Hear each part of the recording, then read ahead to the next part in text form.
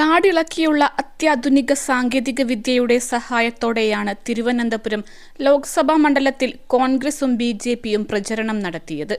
സമാനതകളില്ലാത്ത തരത്തിൽ അടിത്തട്ടിളക്കി ബി.ജെ.പിയുടെ രാജീവ് ചന്ദ്രശേഖർ മുന്നേറി. ശശി തരൂരിന് ഹാട്രിക്കിന് അപ്പുറം തിരുവനന്തപുരത്ത് ജയിക്കാൻ കഴിയുമോ എന്ന സംശയവുമുണ്ടായി. കോൺഗ്രസിലെ സംഘടനാ പോരായ്മകളെല്ലാം പ്രചരണത്തിൽ നിഴലിച്ചു നിന്നു. ഇതിനെ അതിജീവിക്കാൻ തരൂരിന് തുണയായത് ഒറ്റ നേതാവിന്റെ സംഘടനാ മികവാണ്. ഉമ്മൻചാണ്ടിയുടെ വലം കൈയായി നിന്ന് KPCCയുടെ സംഘടനാ ജനറൽ സെക്രട്ടറി പദത്തിലിരുന്ന തമ്പാനൂർ രവി. സ്മാർട്ട് ഫോൺ പോലും ഇപ്പോഴും ഉപയോഗിക്കാത്ത ഈ നേതാവിന്റെ പഴയ മോഡൽ നോക്കിയ ഫോണാണ് തരൂരിന്റെ വിജയത്തിൽ നിർണായകമായത് എന്നാണ് തരൂർ ക്യാമ്പിന്റെ നിലപാട്. തിരുവനന്തപുരത്തെ നന്നായി അറിയാവുന്ന നേതാവാണ് തമ്പാനൂർ രവി. കോവിഡിന് ശേഷം ചില ആരോഗ്യ പ്രശ്നങ്ങളുണ്ട്. ഉമ്മൻചാണ്ടിയുടെ അതിവിശ്വസ്തനായ തമ്പാനൂർ രവി AK ആന്റണിയുടെയും അടുപ്പക്കാരനായിരുന്നു. എന്നാൽ കഴിഞ്ഞ AICC തെരഞ്ഞെടുപ്പിൽ നേതാക്കളെ എല്ലാം അമ്പരപ്പിച്ച് ശശി തരൂരിനെ AICC പ്രസിഡന്റ് തിരഞ്ഞെടുപ്പിലേക്ക് നാമനിർദ്ദേശം ചെയ്ത നേതാവായിരുന്നു തമ്പാനൂർ രവി. ശശി തരൂരിന് കേരളത്തിൽ നിന്നടക്കം നിർണായക വോട്ടുകൾ കിട്ടാൻ കാരണവും തമ്പാനൂർ രവിയെപ്പോലൊരു തലമുതിർന്ന നേതാവിന്റെ ഇടപെടലായിരുന്നു. തരൂരിനെ പിന്തുണച്ചതോടെ കേരളത്തിലെ കോൺഗ്രസിൽ തീരുമാനമെടുക്കുന്നവരെല്ലാം തമ്പാനൂർ രവിയെ കണ്ടില്ലെന്ന് നടിക്കാൻ തുടങ്ങി. പക്ഷേ തിരുവനന്തപുരത്തെ 4ാം ജയത്തിന് തമ്പാനൂർ രവിയുടെ സാന്നിധ്യം അനിവാര്യതയാണെന്ന് തരൂർ തിരിച്ചറിഞ്ഞു. അങ്ങനെ UDF പാർലമെന്റ് മണ്ഡലം ചെയർമാന്റെ പദവിയിൽ 2ാം തവണയും തമ്പാനൂർ രവിയെത്തി. പിന്നാലെ ഇടതുപക്ഷത്തിനായി പന്ന്യൻ രവീന്ദ്രനും BJPക്കായി രാജീവ് ചന്ദ്രശേഖരും കളം പിടിച്ചു. BJP കാടിളക്കി പ്രചരണം തുടങ്ങി. +2 ഡിഗ്രി കഴിഞ്ഞവർക്ക് വേൾഡ്സ് ഫസ്റ്റ് AR/VR ക്ലാസ് റൂമിലൂടെ സ്മാർട്ട് ഫോൺ എഞ്ചിനീയർ ആവാം. കൂടുതൽ അറിയാൻ വിളിക്കൂ ബ്രിഡ്കോ ആൻഡ് ബ്രിഡ്കോ. ഇതോടെ പ്രചാരണത്തിന്റെ മുഴുവൻ സംഘടനാ ഉത്തരവാദിത്തവും തമ്പാനൂർ രവി ഏറ്റെടുത്തു. തമ്പാനൂർ രവിയുടെ വീടിന് മുന്നിൽ തന്നെയായിരുന്നു ശശി തരൂരിന്റെ പാർലമെന്ററി പാർട്ടി ഓഫീസും. 24 മണിക്കൂറും തമ്പാനൂർ രവി പ്രവർത്തനത്തിൽ സജീവമായി ആ പഴയ മോഡൽ നോക്കിയ ഫോൺ ഉപയോഗിച്ച് നേതാക്കളെയെല്ലാം വിളിച്ചു. തിരുവനന്തപുരത്തെ സംഘടനാ സംവിധാനത്തെ ആകെ ചലിപ്പിച്ചു. പാറശാലയിലും നെയ്യാറ്റിൻകരയിലും കോവളത്തും ശശി തരൂരിന് മികച്ച ഭൂരിപക്ഷം ഉറപ്പാക്കി.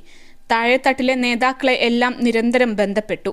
ചില നേതാക്കൾ പിണങ്ങി നിൽക്കുമ്പോഴും വോട്ട് ചോർച്ച ഈ 3 മണ്ഡലങ്ങളിൽ കോൺഗ്രസിനുള്ളിൽ ഉണ്ടാകുന്നില്ലെന്ന് ഉറപ്പാക്കി. ഇതായിരുന്നു ശശി തരൂരിന്റെ വിജയത്തിൽ നിർണായകമായത്. അതിശക്തമായ മത്സരത്തെ അതിജീവിച്ചാണ് ശശി തരൂർ 4ാം വട്ടം തിരുവനന്തപുരത്ത് ജയിക്കുന്നത്. ആഗോള പൗരനായ ശശി തരൂരിന് ലോകത്തുടനീളം തുടർച്ചയായി സഞ്ചരിക്കേണ്ടതുണ്ട്. വിദേശ സർവകലാശാലകളിലെ ക്ലാസും ചർച്ചകളും എല്ലാമായി ലോകത്തുടനീളം ഇന്ത്യൻ ആശയങ്ങൾ പ്രചരിപ്പിക്കുന്ന വിശ്വപൗരൻ. ഇതിനിടയിലും തിരുവനന്തപുരത്തെ ലോക്സഭാ മണ്ഡലത്തെ കരുതലോടെ നോക്കി. പക്ഷേ അതിശക്തമായ ത്രികോണ മത്സര ചൂടുള്ള തിരുവനന്തപുരത്ത് ശശി തരൂരിന് ജയിക്കാൻ ഈ ആഗോള നേട്ടങ്ങൾ മാത്രം പോരായിരുന്നു. കേരളത്തിലെ ചില കോൺഗ്രസുകാരുടെ കണ്ണിലെ കരടായ ശശി തരൂരിനെ ഇത്തവണ തിരുവനന്തപുരത്ത് തോൽപ്പിക്കാൻ പാർട്ടിക്ക് അകത്തുതന്നെ ശ്രമങ്ങളുണ്ടായി. ഇത് തിരിച്ചറിഞ്ഞ് വേണ്ടത്ര ഇടപെടൽ നടത്തിയത് തമ്പാനൂർ രവിയാണ്. തിരുവനന്തപുരത്തെ നേതാക്കളുടെയോ പ്രാദേശിക അണികളുടെയോ ഫോൺ നമ്പറൊന്നും തന്റെ പഴയ മോഡൽ മൊബൈലിൽ രവി സേവ് ചെയ്തിട്ടില്ല. പക്ഷെ എല്ലാവരുടെയും നമ്പർ മനപ്പാടം. ഓഫീസിലെ കസേരയിൽ ഇരുന്ന് എല്ലാ പ്രധാനപ്പെട്ടവരെയും നിരന്തരം ഫോണിൽ രവി ബന്ധപ്പെട്ടു. അവിടെയുണ്ടാകുന്ന ഓരോ ചലനങ്ങളും തിരിച്ചറിഞ്ഞു.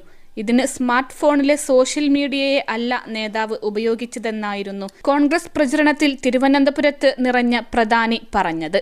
ആ ഫോണിലെ ചാർജ് തീർന്നു പോകാതിരിക്കാൻ കയ്യിലൊരു പവർ ബാങ്കും തമ്പാനൂർ രവി കയ്യിൽ സൂക്ഷിച്ചു.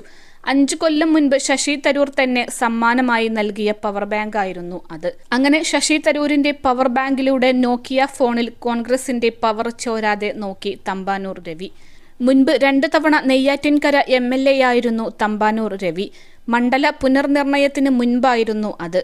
ഇന്നത്തെ പാറശാലയിലെയും നെയ്യാറ്റിൻകരയുടെയും ഭാഗങ്ങൾ ഉൾക്കൊണ്ടതായിരുന്നു അന്ന് നെയ്യാറ്റിൻകര. അതുകൊണ്ടുതന്നെ തിരുവനന്തപുരത്തെ ഗ്രാമമേഖലയിലെ ഈ 2 മണ്ഡലങ്ങളിലെയും മുക്കും മൂലയും നേതാക്കളെയും എല്ലാം തമ്പാനൂർ രവിക്ക് മനപ്പാടമാണ്.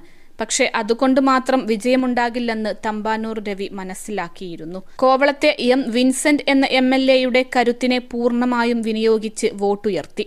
ഇതിനൊപ്പം BJP ശക്തി കേന്ദ്രമായ തിരുവനന്തപുരം നിയമസഭാ മണ്ഡലത്തിലും വിള്ളലുണ്ടാക്കി. ശശി തരൂരിനോട് പൊരുതി രാജഗോപാൽ തോറ്റപ്പോൾ BJP ഒന്നാമതെത്തിയ മണ്ഡലമായിരുന്നു തിരുവനന്തപുരം. ഇവിടെ ഇത്തവണ 4500 വോട്ടിന് തരൂർ മുന്നിലെത്തി. ഇത് തരൂരിന്റെ ഭൂരിപക്ഷം 16,000 ആക്കുന്നതിൽ നിർണായകമായി. BJP പണക്കൊഴുപ്പ് പ്രകടിപ്പിച്ച തെരഞ്ഞെടുപ്പായിരുന്നതെന്ന് ശശി തരൂരിന്റെ വിജയത്തിൽ തമ്പാനൂർ രവി പ്രതികരിച്ചത്. ശശി തരൂരിന്റെ മതനിരപേക്ഷ പ്രതിച്ഛായക്കും വ്യക്തിത്വത്തിനും മുന്നിൽ BJPക്കും സംഘപരിവാർ ശക്തികൾക്കും പിടിച്ചു നിൽക്കാനായില്ല. കേന്ദ്ര സംസ്ഥാന സർക്കാരുകളുടെ ജനദ്രോഹ ഭരണത്തിനെതിരായ ജനവികാരം ലോക്സഭാ തെരഞ്ഞെടുപ്പിൽ ആഞ്ഞടിച്ചു. BJPയും സംഘപരിവാറും വർഗീയതയും പച്ചക്കള്ളവും എത്രയൊക്കെ പ്രചരിപ്പിച്ചാലും തിരുവനന്തപുരത്തെ മതേതര മണ്ണിൽ സ്ഥാനമില്ലെന്ന് തലസ്ഥാനത്തെ ജനാധിപത്യ മതേതര വിശ്വാസികൾ ഒരിക്കൽ കൂടി തെളിയിച്ചു. UDF സ്ഥാനാർത്ഥിയെ പരാജയപ്പെടുത്തുക എന്ന ഒറ്റ ലക്ഷ്യത്തിനായി CPM BJPയുടെ B ടീമിനെ പോലെ പ്രവർത്തിച്ചു. തരൂരിന്റെ വിജയം അക്ഷരാർത്ഥത്തിൽ BJPയും CPMനും മുഖമടച്ച് കിട്ടിയ കനത്ത പ്രഹരമാണെന്നും തമ്പാനൂർ രവി പറയുന്നു. അൽസലാമ ഐ ഹോസ്പിറ്റൽ 21 ലക്ഷത്തോളം സന്തുഷ്ടരായ ഉപഭോക്താക്കളും 2 ലക്ഷത്തോളം തിമിര ശസ്ത്രക്രിയകളും പൂർത്തിയാക്കിയ മലബാറിലെ ഏക കണ്ണാശുപത്രി. ലോകോത്തര നിലവാരമുള്ള ചികിത്സാ സംവിധാനങ്ങൾ, എല്ലാ നേത്രരോഗ ചികിത്സാ സൗകര്യങ്ങളും വിദഗ്ധരായ ഡോക്ടർമാരുടെ മേൽനോട്ടത്തിൽ. Al Salama eye hospital, hospital road, Perinthalmanna.